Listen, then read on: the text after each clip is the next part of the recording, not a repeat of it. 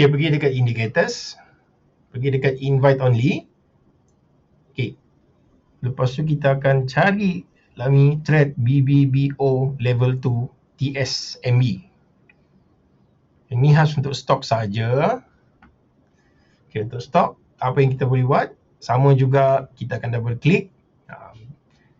Okay, under stock kita boleh ada option untuk tak nak gunakan trailing ataupun kita nak gunakan trailing.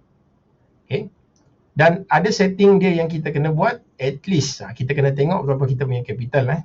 Okay, capital kalau nak letak 10,000 lah kita set dekat dalam ni. Okay, lepas tu style, okay, dekat style sama juga macam tadi, uncheck dekat trade on chart, lepas tu klik OK. Dan baru kita akan cari apa jenis saham yang kita nak tengok. Contoh dia Hartalega. Hartalega dah tak ada.